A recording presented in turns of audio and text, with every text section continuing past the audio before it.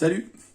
Quand je suis passé à Deloop TCP pour résoudre la last layer du FTO, il m'est arrivé assez souvent au début de finir le cube en me disant « Ah c'est bon, c'est résolu, j'arrête le timer » et puis en fait, il y a deux triangles planqués derrière que j'ai pas vu qu'il fallait permuter. Alors pourquoi? Parce que j'ai pas regardé, mais en fait on peut le prévoir ça. Donc on va voir comment on peut faire en utilisant la parité. Vous allez voir que c'est assez facile, c'est quand même très pratique pour savoir si on a fini ou s'il y a besoin de chercher derrière. Donc si vous regardez les algorithmes de TCP, vous allez voir qu'il y a une classification avec des odd et even, donc pair et impair. Ce qui est un peu perturbant en fait, c'est que c'est pas en fait le nombre de triangles à permuter. Donc là il y en a deux, ici il y en a trois. Donc ça c'est les cas qu'on peut avoir, parfois il y en a zéro. Mais en fait quand on voit odd et even, c'est pas le nombre de triangles à permuter, c'est le nombre de permutations. Donc c'est en fait en mathématiques on utilise souvent ça quand on a un ensemble d'objets qui sont mélangés. On va compter le nombre de permutations qu'il y a. Donc en fait, ici, le nombre de permutations qu'il y a, c'est 2. Il y a juste le rouge et le bleu, c'est une. Il y a juste le rouge et le bleu qui sont permutés. Donc en fait, ça c'est un cas impair. Donc ça c'est un odd. Il y a deux triangles à permuter, mais il y a une seule permutation.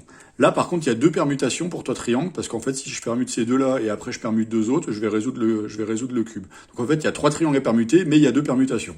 Donc odd et even, c'est un peu bizarre au départ. On se demande toujours pourquoi. En fait, on s'en fout un peu de savoir si c'est odd et even, mais ce qui est important, c'est de bien comprendre que, en fait, ça, c'est deux cas complètement différents et on va pas pouvoir passer de l'un à l'autre au cours d'une résolution. Sauf avec des algos particuliers.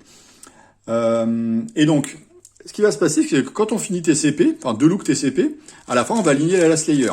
Et donc là, on va avoir des triangles à permuter. Et ce qu'il faut bien comprendre, c'est que, alors imaginons qu'on termine la last layer, donc là, j'ai un triplet qui est bon, et là, j'en ai deux qui sont pas bons, en fait.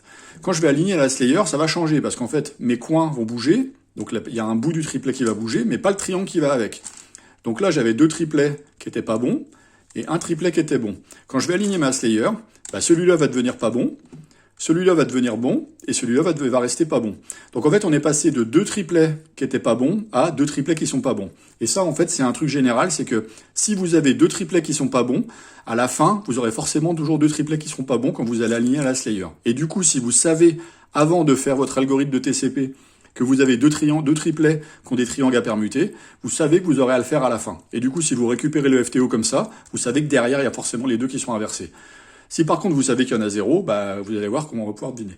Donc un truc qui est important, c'est que au début, juste avant TCP, donc quand on va former les paires, on va regarder combien il y a de triplets. Donc là c'était pour le cas 2, quand il y a deux triangles à permuter, il y aura forcément deux triangles à permuter à la fin quand on va aligner la layer. Quand il y en a trois, ce qui peut se passer, c'est deux choses. Soit on va aligner, et là en fait, donc là on va imaginer qu'on fait comme ça. On a tous deux triplets qui sont bons, donc là il y avait zéro triangle à permuter en fait. Et quand j'aligne la layer, je passe à 3. En fait, quand je vais aligner la layer, si je suis à 3, je vais pouvoir passer à 0 ou à 3, mais je vais pas pouvoir passer à 2. Donc en fait, si au début, si avant TCP, je sais qu'il y a trois triplets qui sont mal formés, donc qui ont des triangles à permuter, il y en aura forcément 3 ou 0 à la fin. Et il pourra pas y en avoir 2. Et donc ça, c'est important, parce que ce qui est bien, c'est que du coup, quand je vais finir mon FTO, s'il y en a 3, il y en a forcément un qui sera pas bon devant. Donc du coup, ça va être facile à repérer. Si celui de devant, il est bon, les deux autres sont forcément bons, et du coup, on sera à 0. Donc là, on peut arrêter la résolution. Donc, comment on va faire concrètement? Au moment où on va commencer TCP, on va regarder les triplets pour essayer de savoir combien il y a de triangles à permuter. Donc, on va faire des exemples. Donc, je vais mélanger. Alors, je vais pas faire des vrais mélanges. Je vais simplement faire des sledge et des U pour mélanger un peu la LL. Hop. Hop. Voilà. Imaginons qu'on arrive à ça au moment de former les paires. Donc là, je vais former mes paires. Donc, je vais en faire une ici. Donc là, j'ai un triplet bon, un triplet pas bon. Pour l'instant, il n'y a pas besoin de les regarder, en fait. On peut éventuellement les retenir, mais c'est pas indispensable.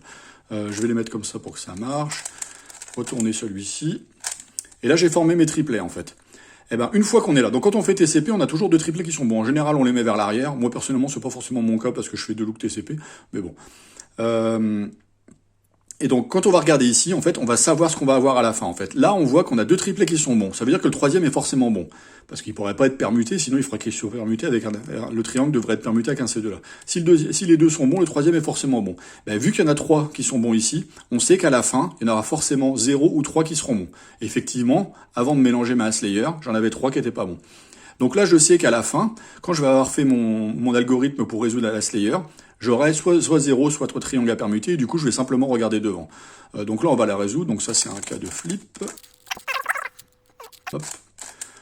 Voilà. Imaginons qu'on a, on a résoudre. Donc ça, c'est un cas de flip. Hop. Donc là, on va la résoudre. Donc ça, c'est un cas de flip. Hop. Donc là, on va la résoudre. Donc ça, c'est un cas de flip. Hop. Voilà. Imaginons qu'on a, on a résoudre. Donc ça, c'est un cas de flip. Hop. Voilà, et donc là, j'ai résolu, et on voit que devant, il y a un triangle qui est pas bon, donc forcément, j'en ai 3. Alors, le sens dans lequel il faudra les faire tourner, ça, on va pas pouvoir le deviner, ça va dépendre des U qu'on a fait, en fait. Hein. Si on a fait un U ou un I', ça va changer la permutation des 3 dans un sens ou dans l'autre. Mais au moins, on sait qu'on en a 3, bah du coup, on va regarder 2, puis ensuite faire notre algo. Alors, voilà un cas. Donc ici, je vais former un triplet là, ensuite, je vais retourner celui-là, former un triplet ici, et ensuite, je retourne ça pour former un autre triplet. Et donc là, qu'est-ce qu'on voit? On a un triplet qui est bon et un triplet qui est pas bon. Donc ça veut dire que celui-là, il est forcément permuté avec l'autre, qui est là. Effectivement, le bleu et le violet sont permutés. Donc j'ai deux triplets qui sont pas bons, donc forcément à la fin, je vais avoir deux triangles à permuter. Là, je le sais, c'est sûr. Donc on va résoudre le cas. Hop, voilà. Et là, j'ai deux triangles à permuter, qui sont pas forcément les mêmes, hein, parce que quand j'aligne la last layer, ça peut changer les couleurs qu'il va falloir permuter. Mais en pratique, vous voyez, le bleu et le violet sont pas bons. Alors, on va former celui-ci. Là, j'en ai deux qui sont inversés, donc forcément, j'en aurai deux à la fin, le troisième est pas bon. Donc, si on résume les cas qu'on peut avoir, donc au début de TCP, on a deux triplets qui sont en haut. Si les deux triplets sont bons, le troisième est forcément bon, et donc à la fin, on aura soit 0, soit 3 triplets à permuter. Donc on regarde celui qui est devant, ça nous permet de savoir si on a terminé ou pas. S'il y a un triplet qui est bon et l'autre qui est pas bon, eh ben forcément le troisième va avoir les couleurs inversées avec celui qui est pas bon. Donc on aura deux triangles à permuter, donc à la fin il y aura forcément deux triangles à permuter.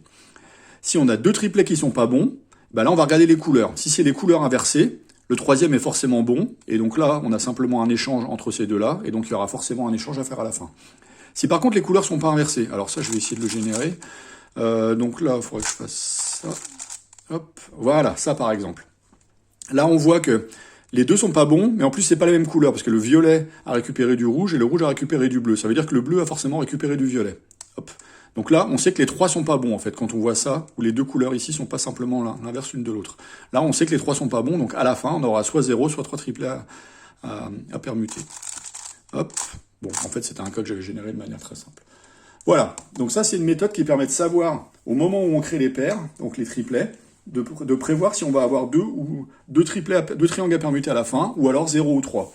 Et donc si c'est 2, bah, on sait qu'il faut faire l'algo. Si c'est 0 ou 3, on regarde devant et on en déduit s'il faut faire un algo ou pas. Ça va permettre de vous éviter de retourner le cube inutilement, ou de rater une permutation de deux triangles qui sont cachés derrière. Et donc après, il peut y avoir des cas un peu plus bizarres, c'est que au moment de former les paires, en fait, on se rend compte qu'elles sont déjà formées. Alors c'est rare comme cas, mais en gros, on va plus ou moins sauter l'étape TCP, tout ça, parce qu'en fait, on se retrouve déjà avec la face entièrement jaune. Bah, dans ce cas-là, il faudra faire à la main. Alors c'est un cas qui est rare, mais donc là, par exemple, on peut imaginer, on a une PLLA sur les coins, et on a une permutation de deux triangles ici. Bon, bah là, il faudra vérifier à la main pour savoir exactement ce qu'on a.